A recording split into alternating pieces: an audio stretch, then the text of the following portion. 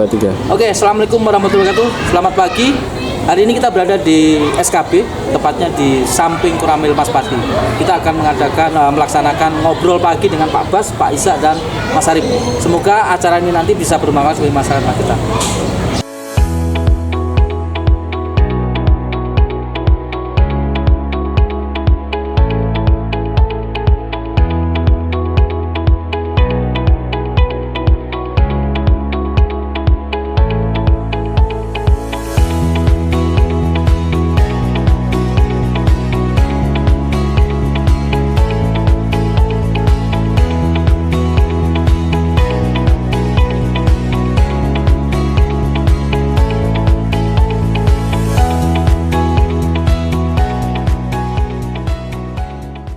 Pak Suki, selamat pagi.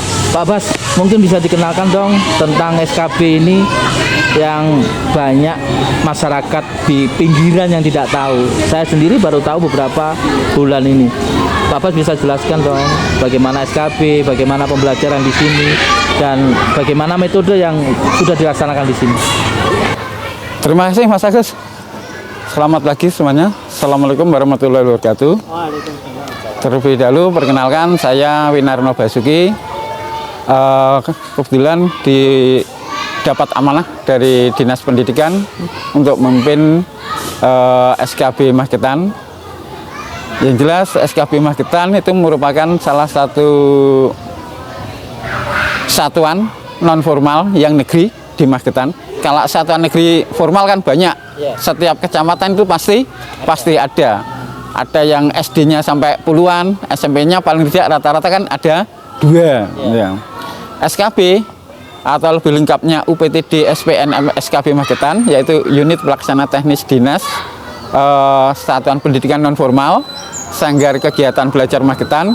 Ini merupakan salah satu-satunya satuan negeri yang menangani pendidikan non-formal di Kabupaten Magetan. Alhamdulillah SKB Magetan itu sebenarnya berdiri itu sudah lama, mulai dari nama tahun 70-an itu namanya LPMP, terus 70-an itu 70-an itu 70 berapa itu sudah ada, itu mengalami beberapa nama perubahan nama ya, mengikuti aturan dari pemerintah, termasuk mulai Otoda kita terus ikut daerah. Terus yang dulunya kepala satuannya struktural mulai tahun 2017 karena ada Permenpan baru itu kepala satuannya jadi fungsional. SKB itu yang ditangani adalah khusus pendidikan non formal. Kita ada 3 program pokok. Yang pertama adalah kesetaraan. Kesetaraan itu dari paket A, paket B, paket C. Yang kedua itu adalah PAUD. PAUD kita ada sesuai dengan kelompok umurnya. Kita ada penitipan anak. Terus yang kedua adalah kelompok bermain. Yang ketiga adalah TK-nya gitu. Terus yang satu lagi adalah kelompok Dikmas, pendidikan masyarakat. Ini berkaitan dengan kegiatan keterampilan. Kita keterampilan ada komputer, ada tata boga, ada tata busana. Kita juga ada keterampilan untuk anak-anak yaitu budidaya tanaman hidroponik. Kalau di SKB ini masa belajarnya tetap sama dengan sekolah-sekolah lain? Ini Mas Agus, yang namanya non formal, kalau kita samakan 100% dengan formal kita nggak bisa ya, nggak bisa. Karena yang jelas satu, input itu jelas beda. Kalau formal inputnya kan pasti sama ya, homogen ya. Kalau kita inputnya itu variasi. Ada yang usia sekolah, ada yang usia bekerja, ada yang usia non-sewu. Katakanlah sudah mendekati kepala 50. Kepala 50. Jadi uniknya pendidikan non formal adalah di sini Mas Agus. Kalau boleh tahu Pak Bas, ya. SKB ini yang untuk kesetaraan, berapa biaya masuk? Biaya masuk kita sebenarnya nggak menarik ya, nggak ada biaya. Kita nggak ada SPP, nggak ada yang lain ya. Cuma kalau anak-anak masuk itu harus mengganti rapot gitu aja, tempat rapot itu aja. Sangat dimudahkan. Ya. Masyarakat Magetan jangan lupa yang anaknya atau bapaknya ibunya pengen kesetaraan, Iya. pengen sekolah SMP SMA yang dahulu belum pernah sekolah, datang ke SKB, Iya. daftar di sana Iya. dan tidak dipungut biaya. Iya. Kembali Pak Bas, Iya. berapa jumlah pendidik? Jumlah pendidik kita yang PNS itu yang istilahnya kita ada beberapa istilah ya. Iya. Ada pamong belajar. Pamong belajar. Mungkin ini istilahnya aneh ya. Aneh. Belajar, ya. Mungkin dikira orang nggak familiar kalau nggak familiar. Kita kalau ngomong pamong belajar, apa bedanya dengan pamong desa? Nah, kadang-kadang seperti itu. Pamong belajar kita yang PNS ada 12, termasuk dengan saya. Saya juga pamong belajar mendapat tugas tambahan sebagai kepala. Terus alhamdulillah kita tahun ini dapat P3K 2 Di SKB. di SKB. Ini teman-teman yang honoreran kemarin P3 lolos tambah 2 jadi 14.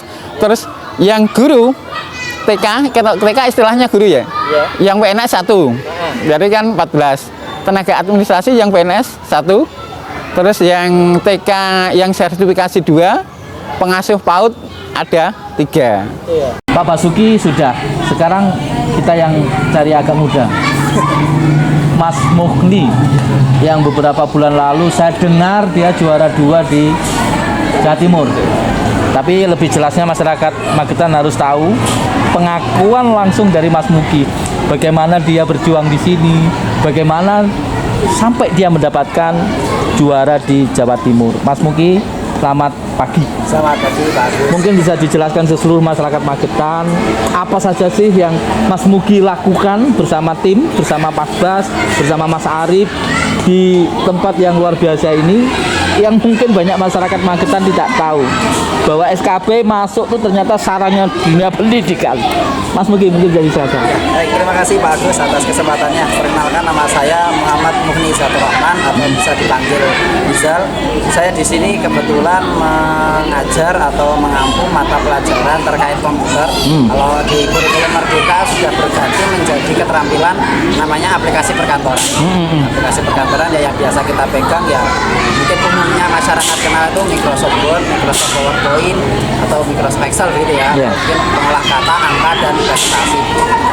Nah, yang kemarin sampai kami bisa berprestasi di Jawa Timur adalah jadi kami melihat di kurikulum Merdeka itu kan peserta didik itu tidak ditekankan pada harus pembelajaran di kelas terus begitu. Iya. Tapi ya seperti kita lihat di sini anak-anak di PAUD di kita itu banyak kegiatan-kegiatan di luar gitu ya, secara lebih merdeka gitu, makanya menggunakan istilah kurikulum Merdeka. Ketika saya kaitkan dengan keterampilan komputer, saya melihat kalau kita terus harus pembelajaran di kelas komputer gitu, mungkin ada sebagian orang yang suka begitu, tapi ada juga sebagian yang kayak bosen begitu. Yeah. Ngapain di kelas terus akhirnya yang kemarin saya terapkan, saya coba dalam lomba itu adalah anak-anak itu kami punya salah satu binaan atau kerjasama mitra dengan SKB yaitu pondok pesantren. Oh iya. Jadi pondok pesantren itu kan di Magetan ada pondok-pondok pesantren yang dia itu tidak ternaungi secara administratif pendidikannya, tapi di sana hanya keagamaan saja, entah hafalan, entah itu apa segala macam. Nah, kami punya mitra pondok pesantren yang itu pondoknya sebenarnya potensial karena tidak hanya sebatas menerangkan tentang keagamaan, tapi di sana juga ditambahi dengan bisnis gitu. Itu kan dia ada model pemrograman web, marketing segala macam. Nah, jadi arahnya itu lulus dari pondok dan SKB ya, karena juga bermitra dengan SKB itu sudah punya penghasilan. Punya produk ya? Sudah punya produk gitu ya, punya produk. Nah, kalau saya ngajari mereka dengan mata pembelajaran sebatas aplikasi perkantoran, kayaknya mereka sudah langsung lewat gitu. Oh, karena iya. sudah terbiasa sehari-hari menggunakan Itu aplikasi. Nah, saya soroti adalah kenapa pondok yang istilahnya bisa dikatakan modern seperti ini, tetapi peserta didiknya masih sedikit. Sampai saat ini yang kelas 10 saja hanya 20 anak. Itu satu angkatan. Kalau kita lihat bandingkan dengan pondok-pondok lainnya, satu angkatan bisa ratusan, bisa ribuan gitu. Nah, ini saya saya rasa potensial untuk dikembangkan. Kenapa saya gali, saya identifikasi, oh orang itu saya tanya, masyarakat Magetan tahu nggak pondok pesantren ini? Ya saya tidak sebutkan dari pondok ini tahu nggak? Oh nggak tahu, pondok ini tahu nggak? Berarti dalam arti fokusnya adalah kurang dikenal oleh masyarakat. Kalau kurang dikenal masyarakat berarti apa yang harus promosinya? Akhirnya saya coba promosi itu bagaimana supaya anak-anak ini sendiri yang bisa membantu mempromosikan. Dengan cara apa? Saya beri project. Nah, mungkin kalau bahasa ilmiahnya project based learning. Ya. Based learning, ya. Nah, jadi mereka saya beri project membuat video pembelajaran, video promosi. Video promosinya dalam bentuk kegiatan mereka sehari-hari. Kadang anak-anak itu mau masuk pondok, bayangannya nanti pondok itu kegiatannya cuma hafalan, sholat, ngaji, kemudian kajian dan seterusnya gitu. Belajar bosen mungkin gitu ya. Padahal di sana tidak. Jadi ada bermain game ya ada, bermain di lapangan juga ada, olahraga juga ada, lengkap lah gitu. Nah, pembelajaran di sekolah juga ada dengan kami gitu. Jadi cukup lengkap. Akhirnya itu yang kami angkat. Saya buat video, terserah mereka, saya bagi kelompok, buat video yang intinya kalian mengenalkan sekolah kalian gitu. Pembelajaran di kalian itu bagaimana, mau di dalam kelas ataupun di luar kelas terserah gitu. Kemudian mereka menggali kreativitas mereka sendiri, saya berikan pembelajaran tentang editing video, kemudian tentang pengambilan gambar, dan itu mengena dan suka. Peserta didik kami senang, peserta didik di pondok itu senang, akhirnya ya bisa sampai dengan juara di provinsi. Itu ya ceritanya gitu. Iya. Mas Mugi, selama di SKB apa keluh kesah? Kalau keluh kesahnya kami ini pendidik tadi sudah disampaikan oleh Pak Bas, oleh Pak Pimpinan. Peserta didik kami ini Berbagai. ya. Berbagai. Jadi ada yang usia produktif, usia sekolah, mungkin misalnya usia sekolah itu ketika kita ajarin mudah diterima.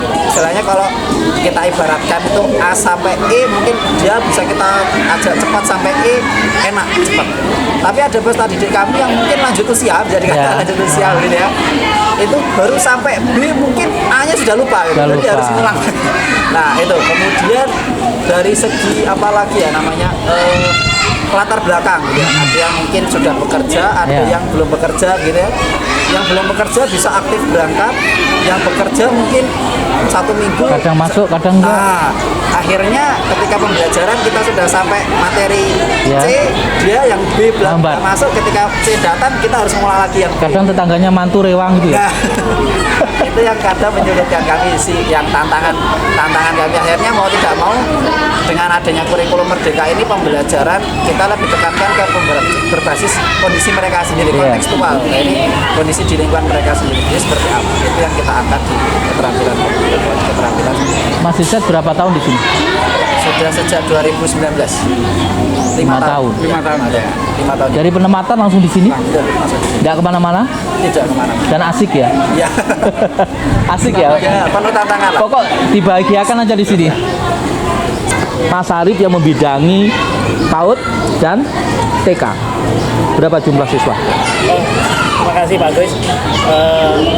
Kami adalah seperti yang dikatakan Pak Bas tadi bahwa kami adalah salah satu pamong belajar. Pamong belajar. Pamong belajar karena tenaga fungsional di UPPD SPNF SKB kalau pendidikan non formal namanya pamong belajar. Pamong belajar. Kalau di formal namanya guru. Guru.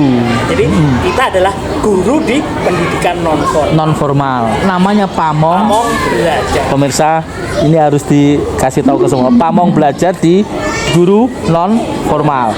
Mungkin dilanjut Mas Arif. Terima kasih. Kami di sini diberi amanah oleh Bapak Pimpinan selain mengelola PAUD, PAUD terpadu, kami juga mengajar di paket B dan paket C. Paket B dan paket C. Jadi kita all round juga.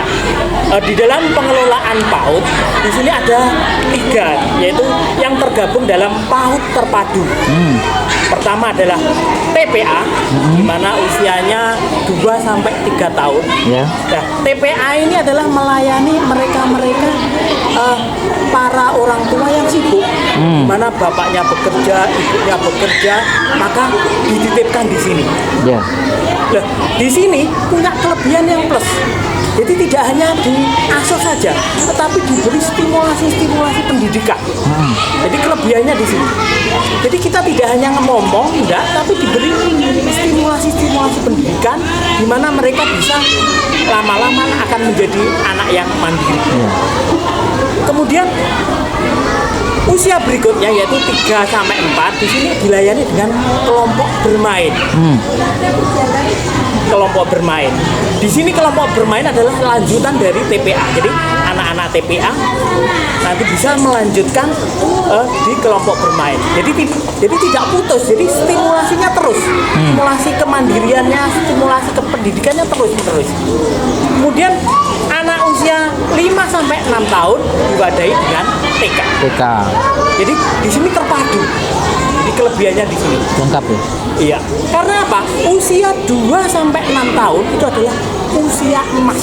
Iya. Di dalam filsafat pendidikan bahwa golden age. Jadi dalam golden age itu kita harus menstimulasi anak-anak itu benar-benar harus sesuai dengan stimulasi yang sesuai dengan usianya. Jadi anak usia 2-3 dengan stimulasi tertentu, 4 sampai 5 dengan stimulasi tertentu, dengan 5 sampai 6 distimulasi dengan stimulasi tertentu. Jadi di sini adalah benar-benar kita sadar bahwa usia 2 sampai 6 tahun itu adalah usia emas yang harus dipersiapkan nanti menuju ke pendidikan formal yaitu SD. Jadi pemirsa, mulai dari usia 2 tahun sampai 6 tahun yang mungkin orang tuanya sibuk, bawa aja ke sini. Di sini banyak guru yang profesional, pendidik yang luar biasa. Mereka menganggap semua anaknya. Kembali Pak Arif. Bagaimana Pak Arif mensikapi jika mana kan banyak toh potensi-potensi gesekan antar anak, mungkin antar wali murid. Bagaimana Mas? Demikian di sini berbagai kegiatan di dalam PAUD. Jadi tidak hanya kita mengajar anaknya saja, tapi kita juga membina orang tuanya juga. Di sini ada program parenting. Parenting ini adalah kegiatan khususnya di dalam rangka menjalin hubungan antara wali murid dengan guru. Jadi agar di dalam pendidikan yang diajarkan di sekolah diteruskan ke rumah, di rumah. Jadi pendidikannya harus 24 jam. Nah, disinilah perlu adanya istilahnya parenting kepada wali murid. Jadi anak-anak yang diajarkan di sini umpama berdoa mau makan, contohnya, itu juga di rumah harus dibiasakan. Jadi tidak hanya khusus di sekolah saja. Nah, disinilah di sini gencar benar-benar kita support wali murid agar dia bisa meneruskan pembelajaran itu di rumah. Jadi tidak ada keterputusan. Jadi di sekolah juga harus dilanjutkan di rumah. Disinilah kemudian dalam parenting itu juga pada saat kegiatan-kegiatan tertentu juga ada kegiatan yang kita ini juga ada kegiatan sepertinya kepada orang miskin di sini ada kegiatan zakat fitrah. Kemudian ada kegiatan macam-macam di mana di sini ada keterkaitan antara lembaga dan lingkungan yang ada di lembaga ini. Jadi di sini kita anak didiknya dari Desa Malang, dari Desa Nggulun, dari Desa Sugoi Waras, dari Desa Mantren. Jadi semuanya luas sekali. Jadi di sini juga anak-anak diajari kepekaan sosial. Bagaimana membantu orang-orang yang kurang beruntung di daerah sekitarnya. Mungkin bisa diberitahu ke masyarakat di mana alamatnya SKB? Oh iya, Bapak Ibu, monggo. Bapak Ibu jika ingin berkunjung silaturahmi atau ingin sekedar melihat SKB apa saja kegiatannya, datang aja ke Jalan Raya Maswati Ngawi, tepatnya dari Terminal Maswati. Otomatis kalau orang Muslim tahu semua ya Terminal Maswati. Ke utara kurang lebih paling sekitar 300 meteran, gandeng dengan Kuramil sama lapangan Bulun. Kita gedungnya alhamdulillah sudah layak, sudah luar bagus. biasa. Ya. Kita mulai tahun 2018 dapat bantuan dari pemerintah pusat terus hingga gedungnya kita bisa lengkap seperti ini. Dan ini gedung luar biasa kalau lihat gentengnya, bangunannya luar biasa. Terus sama itu Bapak Ibu, jika menginginkan kita kunjungi perpustakaan keliling, Ya, kita ada yang namanya mobil keliling Taman Bacaan Masyarakat Keliling dari SKB juga. dari SKB juga. Mobilnya seperti itu. Kita kelilingnya tiap hari Selasa sama Kamis. Kami Iya. keliling ya. Keliling. Kita sudah punya pos-pos tertentu, tapi dengan catatan mengajukan surat permohonan untuk Dikelilingi. untuk pengaturan jadwal. Jadwal gitu ya. Jadi desa mana yang mau minta jadwal datang boleh ya. Ya boleh. Kita sesuaikan dengan jadwal kita yang sudah ada. Mungkin pesan dan harapan Pak Bas buat pengajar yang di sini. Ini bukan lagi pengajar tapi pejuang. Pejuang ini. Pejuang tanpa tanda jasa. Aku bilang pengajar umum, tapi yang sampai ajar tuh orang-orang aneh kok. Yang tadi Pak Isa bilang dari jualan ikan langsung sekolah kok. Mungkin Pak Bas bisa Ya. beri masukan buat teman-teman lah. Terima kasih Mas Agus. Memang kalau kita ngajarnya itu kan latar belakang peserta macam-macam. Ada yang disampaikan tadi dari jualan langsung ke sini juga ada. Ada yang pengamen juga ada. Iya. Ada yang dari tempat kerja berangkat kerja ke sini juga ada. Ada yang betul-betul belajar, ada yang rumah tinggal Iya. biasa aja. Bapak Ibu, semua yang saya hormati, khususnya masyarakat Magetan pada umumnya, memang jadi pengajar. Kita sebut istilah pengajar saya Mas Agus ya. Ya, pengajar. Kalau guru nanti pasti ke formal. Ya, ke pengajar aja. Karena kita ngomong guru, SK kita bukan guru. Pamong tadi. Pak Among ya. Iya. Saya terima kasih saya sampaikan pada teman-teman pengajar, pembelajar maupun murid yang lain di SKB Magetan yang telah berjuang. Jangan henti-hentinya kita berjuang untuk masyarakat Magetan, untuk meningkatkan IPM di Magetan, Mas Agus ya. Iya. Jelas kalau kita ingin IPM-nya lebih meningkat, otomatis tingkat pendidikan di Magetan juga harus meningkat. Kalau bisa kita mencapai target pendidikan masyarakat Magetan minimal bisa SL. Gitu ya. Pesan buat teman-teman yang mungkin di umurnya seperti masih jalan di bawah 30 ke bawah. Monggo. Oke, terima kasih Pak Agus. Kalau pesan saya di usia-usia yang bisa dikatakan di usia saya seperti ini atau di bawah usia saya masih usia-usia produktif, jangan terlalu memikirkan hasil, Ya. tapi lebih utamakanlah prosesnya seperti apa. Proses itu menjadi pengalaman untuk kita sehingga bagaimana kita menjadikan proses kita itu nantinya lebih baik dari yang sebelumnya gitu. Sehingga soal hasil itu adalah bonus. Hasilnya baik ya mengikuti proses yang kita lakukan secara baik. Berarti proses yang menghasilkan lagi gitu. Ya, berarti kalau hasil kita buruk mungkin ada Prosesnya yang kita salah. harus kita evaluasi Iya. gitu. Nah, sehingga proses itu yang menjadi pengalaman untuk kita. Oh, kemarin mungkin saya ada kekurangan ketika melakukan hal ini, mungkin harus kita perbaiki gitu. Ketika kita ingin mencapai sesuatu, ya itu yang harus kita tujuan itu yang harus kita kejar. Gitu ya Mas Arif ya. Jelas toh, proses itu tidak akan membohongi hasil. Kalau prosesnya baik, dilakukan dengan jujur ikhlas, hasilnya juga baik. Tapi kalau prosesnya ada yang tidak baik atau tidak ada salah, ya jangan berharap hasilnya bisa baik. Mas Arif, makasih. Pesan buat ibu anak didik Mas Arif. Kan ini menjadi landasan toh. Umur 2 tahun sampai 6 tahun. Tidak mudah seorang pengajar itu tiap hari harus mengawasi anak. Mungkin pesan buat ayah orang tuanya di rumah, karena di sekolah ini hanya sebatas memberi pembelajaran dan waktunya terbatas. Dan waktu yang lebih utama itu di orang tua. Mungkin beli dong ke orang tua mereka. Terima kasih. Seperti kita ketahui bahwa usia emas itu adalah usia 2 sampai 6 tahun. Usia di mana di otak bisa dilejitkan sampai 50% di usia itu. Iya. Pesan kami adalah bagaimana nanti pembiasaan yang diberikan oleh guru di sekolah dilanjutkan di rumah Jadi pembiasaan itu dilanjutkan di rumah sehingga program belajar itu bisa sukses. Jadi jangan sampai kita hanya mengandalkan program belajar atau pelajaran-pelajaran yang diberikan di sekolah, karena waktu di sekolah itu sangat pendek. Untuk itu pembiasaan itu harus dilanjutkan sampai di rumah. Karena guru tidak bisa berhasil tanpa dibantu oleh orang tua di rumah. Semoga acara ngobrol pagi kita nanti bisa dilihat oleh semua masyarakat. Perjuangan jenengan yang katanya pamong guru, yang katanya pengajar, itu bagi saya semua sama, semua untuk dunia pendidikan.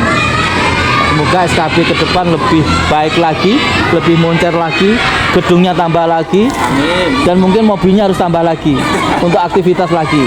Dan semoga didengar oleh orang-orang yang di atas sana, bukan di atas langit loh, di atas sana, wakil-wakil kita yang ada di DPRD atau di pusat. Terima kasih Pak Bas, terima kasih Mas Isa, terima kasih Mas Arif. Semoga ke depan kita bisa kembali lagi. Pemirsa, kita tutup. Wassalamualaikum warahmatullahi wabarakatuh. Salam ngobrol pagi.